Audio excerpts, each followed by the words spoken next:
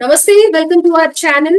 So Sugali Preethi ఈ అమ్మాయికి జరిగిన అన్యాయం మనందరికీ తెలుగు రాష్ట్రాల్లో అందరికీ ఆల్మోస్ట్ తెలుసు. అయితే కట్టమంచలి రామలింగారెడ్డి స్కూల్లో జాయిన్ చేశారు ఆ అమ్మాయిని. 80,000 పర్ ఇయర్ ఫీజు కట్టారు. ఎంతో అద్భుతంగా చదువుతున్న అమ్మాయి all of the sudden murder చేయబడిందా లేకపోతే ఆత్మహత్య చేసుకుందా, ఇప్పటికీ అది సస్పెన్స్ గానే మిగిలింది. అయితే ప్రభుత్వాలు మారుతున్నా కానీ వాళ్ళు ప్రామిస్ చేసింది మాత్రం నెరవేరట్లేదు. అసలు ఆ అమ్మాయికి జరిగిన అన్యాయంని ఎవరు కూడా డీల్ చేయలేకపోతున్నారు. ఇది అని చెప్పి ఏం జరిగింది అనేది తేల్చలేకపోతున్నారు. అయితే ఇదే విషయంగా మాట్లాడడానికి జూమ్ కాల్లో సుగాలి ప్రీతి వాళ్ళ అమ్మగారు పార్వతి గారు ఉన్నారు. వారితో మాట్లాడు. నమస్తే అమ్మా. నమస్తే అండి. సో పార్వతి గారు, ఇప్పటికి నాకు తెలిసి ఒక 6 ఏళ్ళు అయిందా, 6-7 ఏళ్ళు అయిందా? 7 ఇయర్స్ కంప్లీట్ అయిందండి. 7 ఇయర్స్ కంప్లీట్ అయింది. సో 2 ప్రభుత్వాలు మారాయి, అవునా? 2 గవర్నమెంట్స్. టీడీపీ హయాంలో అవునండి. రైట్. వైఎస్ఆర్సీపీ Yes. వాళ్ళు మీకు కొంచెం ఎంతో కొంత కంపెన్సేషన్ అనేది ఇచ్చారు. కంపెన్సేషన్ అంటే అది యాజ్ పర్ ఐసిఐసి యాక్ట్ ప్రకారం 2017 లో రావాల్సినది 2021 లో ఇచ్చారు. ఓకే, బట్ వాట్ ఎవర్ మీకైతే కొంచెం ఏదో హెల్ప్ అయితే చేశారు అని అనుకోవాలి, రైట్? హెల్ప్ అని అనకూడదు కదా, మా పాప చనిపోతే ఇచ్చినది. That is that duty. So direct గా నేను మిమ్మల్ని కొన్ని క్వశ్చన్స్ కాకపోతే మాకి అడుగుతున్నానమ్మా, ఏమనుకోకండి. అడగండి. మీరు ఎన్నో ఇంటర్వ్యూస్ ఏం లేదు. చేశారు, ఎంతో మందికి మీ బాధ చెప్పారు. ఆల్మోస్ట్ తెలుగు రాష్ట్రాల్లో కూడా ఈ విషయం తెలుసు. అయితే ఇంతమంది మారినప్పుడు టీడీపీ తరఫు నుంచి కూడా కొంత డబ్బు సహాయం చేశారని, వైఎస్ఆర్సీపీ వాళ్ళు కూడా ల్యాండ్ ఇచ్చారు, అలాగే ఇల్లు ఇచ్చారు, మీకు గవర్నమెంట్ జాబ్ ఇచ్చారు అని అనేసి అని అంటూ ఉన్నారు.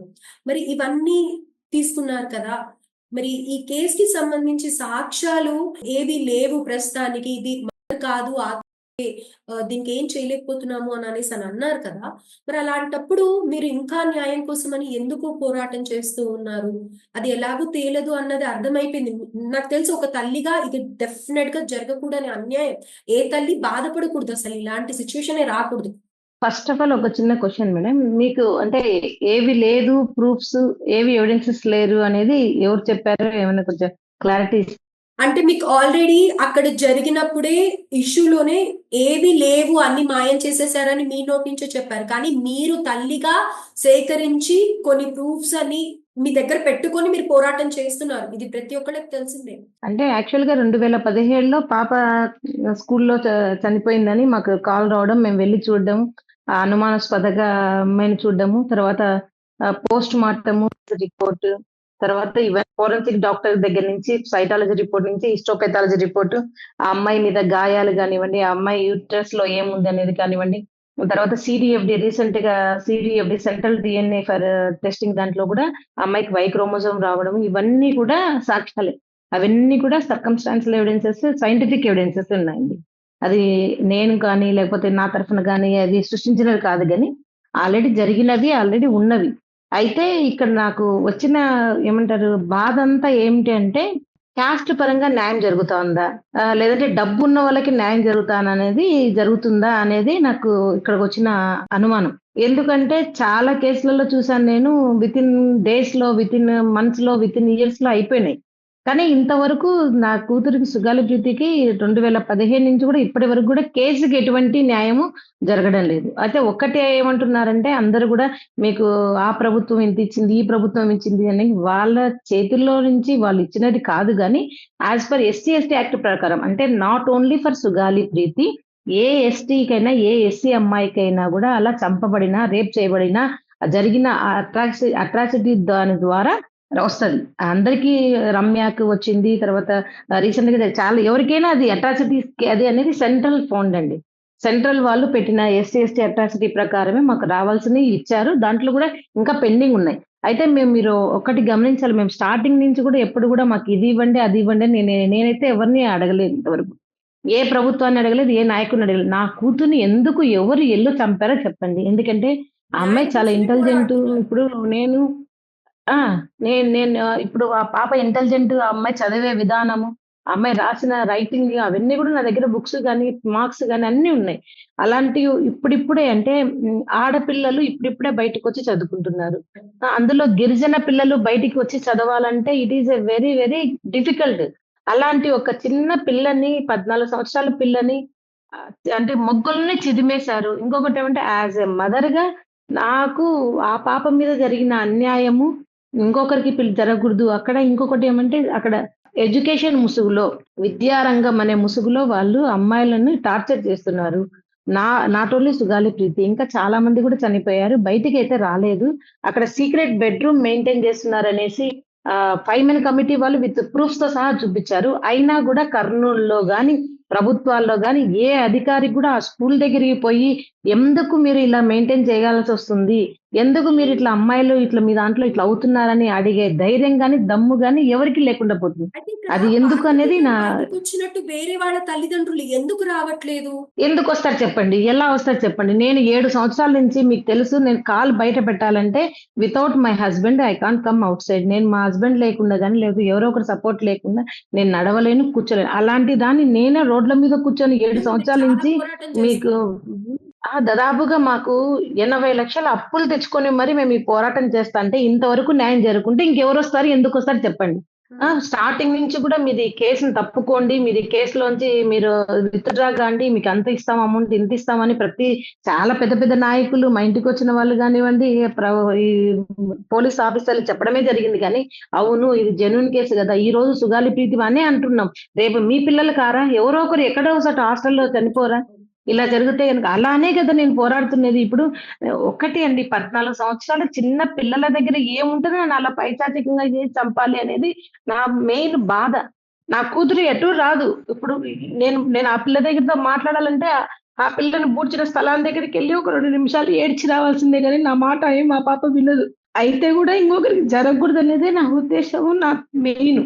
ఆడపిల్ల మాన ప్రాణాలు ఎవరికైనా ఒకటే అనేది నా సిద్ధాంతం. ఎందుకని ప్రీతి కేస్‌ను బయటకి తీయడం లేదు చెప్పండి.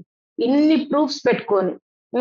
అసలు మెయిన్ అవును. ఈ ఈ కేసుని ఈ అధికారులు పలానా పోలీస్ ఆఫీసర్స్, పలానా ఎడ్యుకేటెడ్ ఆఫీసర్ ఎందుకు తారుమారు చేయాల్సొస్తా ఉంది? అసలు నిజ నిజాలేంటి అని ఎవరైనా గూడా ఏ ప్రభుత్వమైనా గూడా ఎందుకు ముందుకు రావడం లేదు చెప్పండి?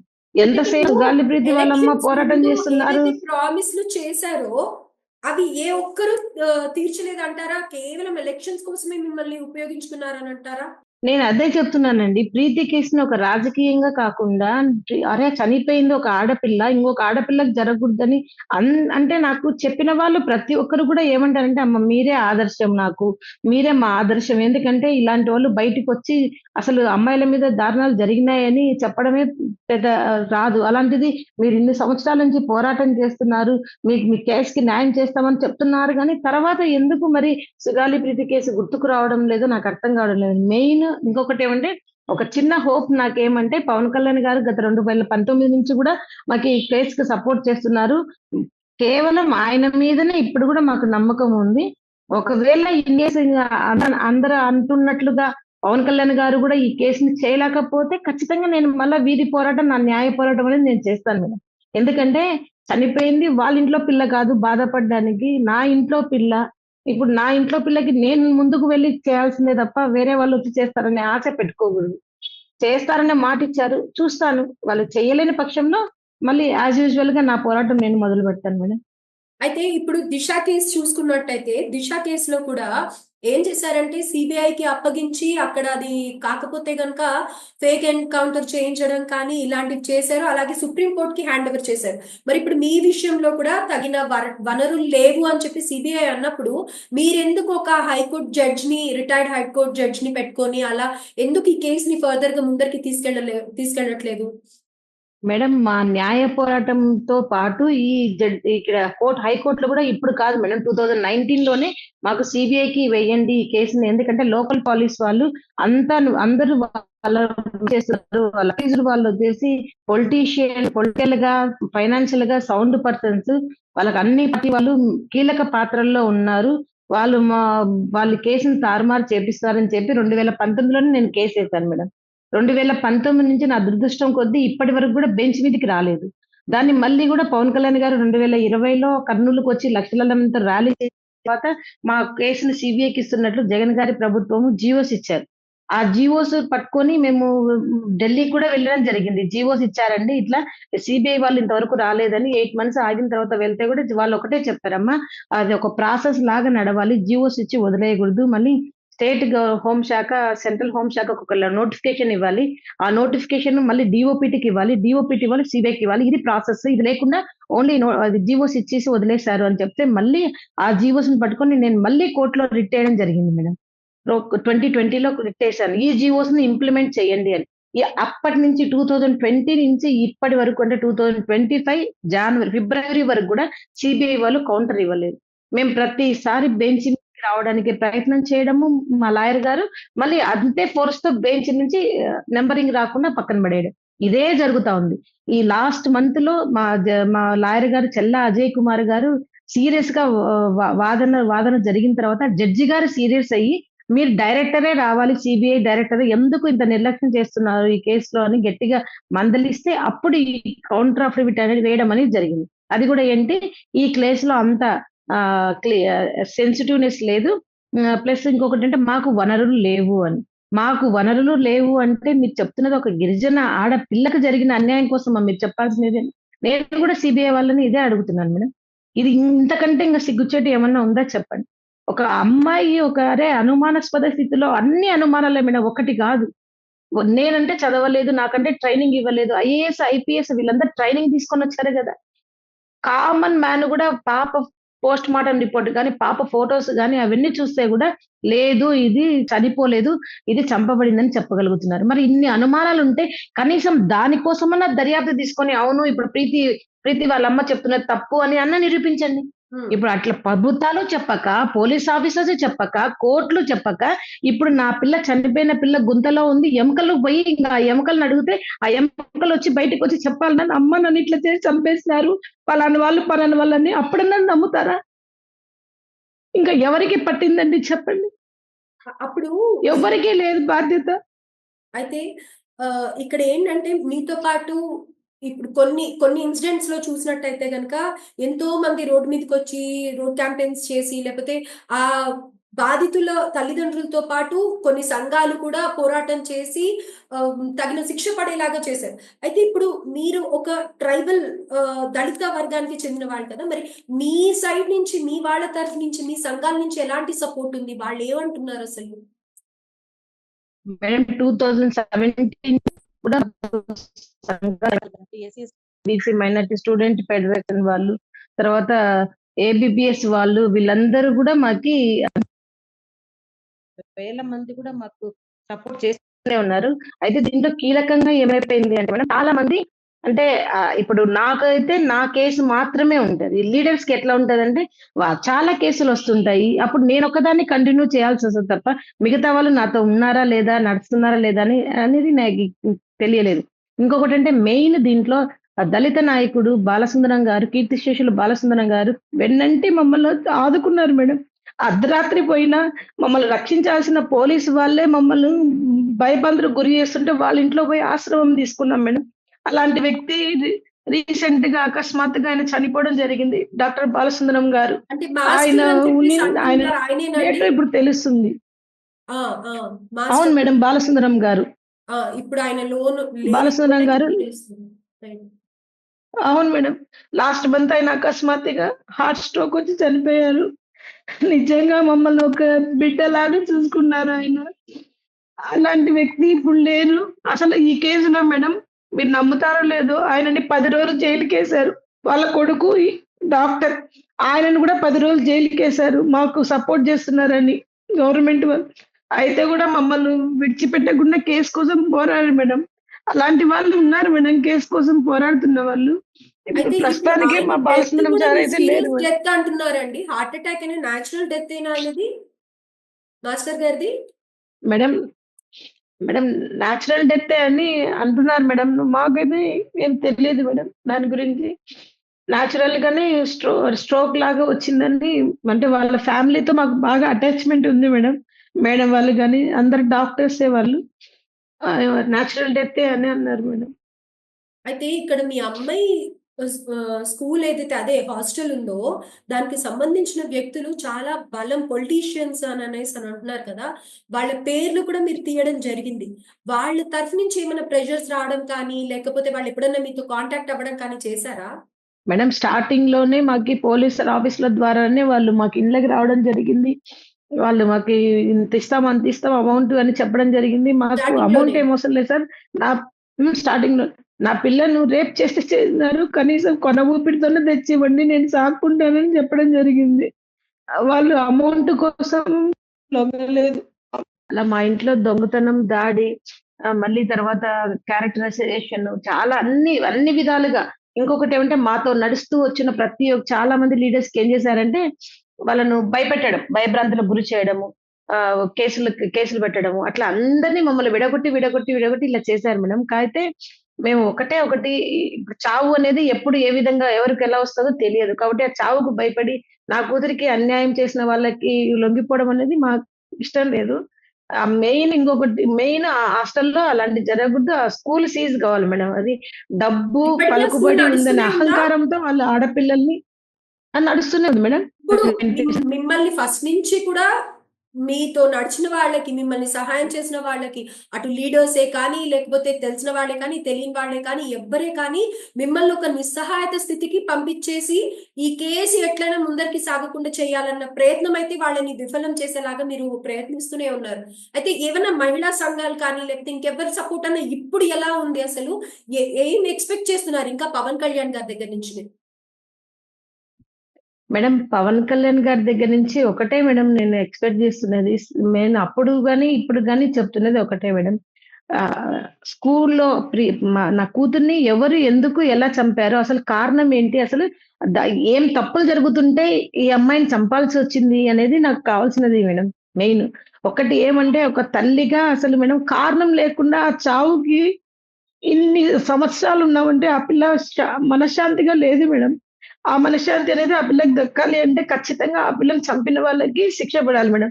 ఇంకొకటి శిక్ష పడాలి అంటే నేను ఉన్న పళంగా వాళ్ళని తీసుకొనొచ్చి ఉరి శిక్ష వేయమనో, లేకపోతే కాల్చి చంపేయమనో, తలకాయలు నరికేయమనో చెప్పట్లేదు మేడం. యాస్ పర్ ద రాజ్యాంగం ప్రకారము, భారత రాజ్యాంగంలో ఉన్న శిక్షల ప్రకారమే ఏ శిక్ష అయితే పడతదో వాళ్ళు ఖచ్చితంగా ఆ శిక్షకు అర్హులు మేడం. ఆ శిక్షను అమలు చేయాలనేది నేను కోరుకుంటున్నాను మేడం. 3, 4 డేస్‌లో అపాయింట్‌మెంట్ కూడా చెప్పారు.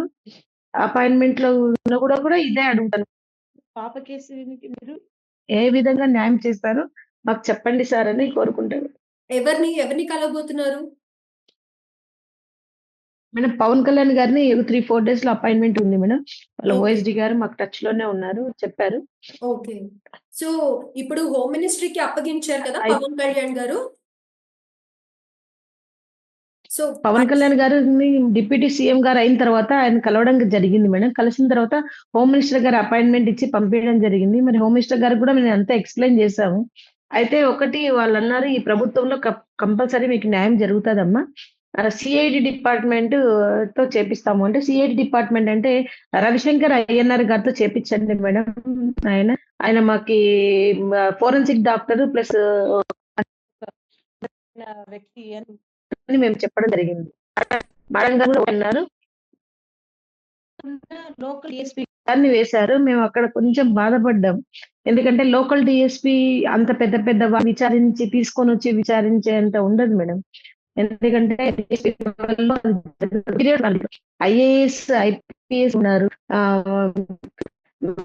ఏమంటారు ఉన్నారు. కాబట్టి వీళ్ళందరినీ ఒక చిన్న నార్మల్ డీఎస్పీ గారు పిలిపిచ్చి విచారించలేరు మేడం. దీనిలో జరిగిన అన్యాయం ఏంటంటే ఉండే 2 సాక్ష్యాలు అబద్ధాల సాక్ష్యాలు సృష్టించగలిగిన ఆఫీసర్‌లు దీంట్లో ఇన్వాల్వ్ అయ్యారు మేడం. ఓహ్! కాబట్టి వాళ్ళందరిని కూడా చేయాలి అంటే సుపీరియర్సే ఉండాలి. సో, ఇప్పుడు సుపీరియర్సే ఉండాలి మేడం. ఇప్పుడు మీకు ఏ ప్రభుత్వం అసలు న్యాయం ఇంకొకటేమంటే మేడం జరిగింది, మెయిన్‌గా కొంచెం ముందరికి కదిలింది అని అనిపిస్తోంది మీ కేసు? ఏ ప్రభుత్వం మీద మీకు నమ్మకం ఉంది? ఇక ముందు కూడా నా బిడ్డకి న్యాయం జరుగుతుంది మేడం అని నేను మేడం ప్రభుత్వాలంటే మేడం 2017లో ఏమంటారు చంద్రబాబు నాయుడు గారి ప్రభుత్వం ఉన్నింది. ఆ కాలంలో ఆయన చేయగలిగింది వాళ్ళని అరెస్ట్ చేపిచ్చారు. అయితే వాళ్ళు డబ్బులు ఖర్చు పెట్టుకొని వాళ్ళు బెయిల్ మీద వచ్చారు. అప్పుడు మాకు యాక్ట్ ప్రకారం రావాల్సిన అమౌంట్ 8,00,000 అనేది వచ్చింది. దాని తర్వాత జగనన్న గారి ప్రభుత్వం వచ్చింది. జగనన్న గారి ప్రభుత్వంలో మాకు రావాల్సిన ఇంకా కొన్ని బెనిఫిట్స్ అనేవి అంటే కాంపెన్సేషన్‌వి అలాంటివి మాకు ఇవ్వడం జరిగింది మేడం. అయితే నా కేస్‌కి ఇప్పటి వరకు ఏ ప్రభుత్వం గూడా ఇంతవరకు గూడా నాకు న్యాయం చేయలేదు మేడం. నాకు మెయిన్ నేను అడుగుతున్నది నాకు మెయిన్ కేస్‌కే మేడం కేసే. ఇంకొకటి ఏమంటే ఇప్పుడు నేను చెప్తూనే ఉన్నాను సార్. నా చాలా మంది ఇప్పుడు ఐఓ వినోద్ కుమార్ గానివ్వండి, వెంకటాద్రి సార్ గానివ్వండి, తర్వాత ఎస్‌హెచ్ఓ మహేశ్వర్ రెడ్డి గారు, ఫోరెన్సిక్ డాక్టర్ హెచ్ఓడి లక్ష్మీనారాయణ గారు, ఫకీరప్ప గారు, తర్వాత సుధీర్ కుమార్ రెడ్డి గారు, గోపీనాథ్ జెట్టి గారు వీళ్ళందరూ గూడా మేడం ఈ కేసుకి కూరలో ఉప్పేస్తే ఎలా చెడిపోతుందో అట్లా ప్రతి ఒక చిన్న చిన్న ఉప్పు రాయిలాగా ప్రతి ఒక్కటి వేసి కేసుకి అన్యాయం చేసిన వాళ్ళే మేడం. వీళ్ళందరినీ ఫస్ట్‌గా నేను అప్పుడు అడిగింది అదే, ఇప్పుడు గూడా అడుగుతున్నా. ఫస్ట్ వాళ్ళని సస్పెండ్ జేసి, వాళ్ళ మీద ప్రలోభపెట్టి ఎవరిని మెప్పించడానికి ఈ కేసుని నిన్న మలుపులు తిప్పారో వాళ్ళ నోట్లోంచి తెప్పియాలి మేడం. హ్మ్. అప్పుడు నిజ నిజాలు బయటపడతాయి. ఇంకా దీనికంటే ఇంకా ఘోరమైనవి అక్కడ ఏం జరుగుతున్నాయో అవన్నీ గూడా బయటికొస్తాయి మేడం. రైట్. ఈ ఇన్సిడెంట్ తర్వాత ఇంకా అక్కడ ఏమన్నా ఇలాంటివి జరిగాయని కానీ, లేపోతే ఇంకేదన్నా పిల్లల్ని ఇబ్బంది పెడుతున్నారని కానీ బయటికొచ్చిందా? మేడం మా పాపది జరిగేటప్పటికే మా పాపది ఆరో కేసో, ఏడో కేసో అని తెలిసింది మేడం. అప్పటి వరకు బయటికి రాలేదు ఎవరు గూడా. మేడం ఒకటి మెయిన్ యాజ్ ఏ మదర్‌గా, యాజ్ ఏ లేడీగా మీకు కూడా తెలుసు అన్యాయం జరిగితే గనక మనం ఫస్ట్ ఫంక్ అవుతాం. లేడీస్‌గా మనకు ఇట్లా జరిగింది, ఇట్లా జరిగింది. బయట సమాజం ఏమనుకుంటారో, ఇంట్లో వాళ్ళు ఏమనుకుంటారో, ఇదే విధంగా చాలా మందికి బయటికి రాలేము. కాకపోతే నేను బయటికి రావడానికి కారణం ఏమంటే, నా బాధ అలాంటిది మేడం. ఒక హ్యాండిక్యాప్ నేను పోగొట్టుకునింది ఒక కూతురు గాదు, మదర్‌ని. అంత చిన్న వయసులోనే నన్ను ఒక తల్లిలాగా చూసి, "అమ్మ నేను ఇంత పెద్ద ఆఫీసర్‌నవుతాను. నీకు కాల్ బాగా చేస్తాను" అని అంత చెప్పినా నేను ఆ అమ్మాయి మరణాన్ని జీర్ణించుకోలేకపోయాను మేడం. అందుకు నాకు ఎన్ని కష్టాలు పెట్టినా గూడా, ఆ కష్టాలను దిగమింగుకుంటూ నేను పోరాటం చేస్తా ఉన్నాను. ఇప్పుడు సామాన్యులకైతే నాకు తెలిసినంత వరకు చేయాలంటే కష్టం మేడం. అందరూ గూడా నన్నడిగింది ఒకటే, "నువ్వు అప్పులు ఇట్లా తెస్తున్నావు. అప్పుల మీద అప్పులవుతున్నావంటే" నేనొకటే నా కూతురు బ్రతికున్నా ఆ అమ్మాయి పెద్ద పెద్ద చదువులు చదవాలంటే అప్పు తీసి డబ్బు తేవాల్సిందే. మంచి ఉద్యోగము, మంచి పెళ్లి చేయాలంటే అప్పు తీసి డబ్బు తేవాల్సిందే. మరి బ్రతికున్నప్పుడు అప్పు చేసినప్పుడు, చనిపోయినప్పుడు న్యాయం కోసం అప్పు చేయడంలో నాకేం అన్యాయం అనిపించడం లేదని ఆ పోరాటంలో చేస్తా ఉన్నాను మేడం. గ్రేట్ అమ్మా. నిజంగా గ్రేట్. ఇది నాకు తెలుసు. బిడ్డలకి ఇంట్లో జ్వరం వచ్చి పడుకుంటేనే ఒక తల్లిగా ఎంత తల్లడిల్లిపోతామో తెలుసు. అట్లాంటిది మీ అమ్మాయికి ఇంత అసలు వినలేము. ఎవరు అది ఊహకు కూడా అందదు. ఇంతటి అన్యాయం జరిగినా ఇప్పటికి మీరు చెప్తున్న మాటలున్నాయి చూసారా? తనని ఇంకా పెంచుతున్నాము అన్న భావనలోనే మేము డబ్బులు ఖర్చు పెడుతున్నామని మీకు నిజంగా హ్యాట్స్ ఆఫ్. అండ్ ఎంతమంది మహిళా సంఘాలు, నాయకులు, ఆఫీసర్స్ ఎంతమందితో కలిసి మీరు పోరాటం చేశారో మా అందరికీ కూడా తెలుసు. అయితే లాస్ట్‌గా పార్వతి గారు అనేది ఒక్కటే ఒకటి. నాకివన్నీ కాదు. నా బిడ్డకి న్యాయం జరగాలి. నా బిడ్డకి కాదు, ఇది వేరే ఇంకో తల్లిదండ్రులకు ఎవ్వరికీ జరగకుండా ఇది ఒక కనువిప్పుగా ఉంటుంది. ఆ దోషులకి ఫస్ట్ శిక్ష పడాలి. మేము గొప్ప, మా కులం గొప్ప అన్నది కాదు. ఇర్రెలవెంట్ ఆఫ్ ఎనీథింగ్ లైక్ వాళ్ళకి శిక్ష పడితే గాని ఇంకొకళ్ళకి బుద్ధి రాదు. ఇంకొకళ్ళు ఇలా చెయ్యరు అనేసి ఆవిడ అంటున్నారు. నిజంగా ఆవిడకి అందరి సపోర్ట్ అవసరం. అండ్ ఈ కేస్‌లో నిజానిజాలు తేలాలని శిక్ష పడాలని మనస్ఫూర్తిగా కోరుకుంటున్నాను.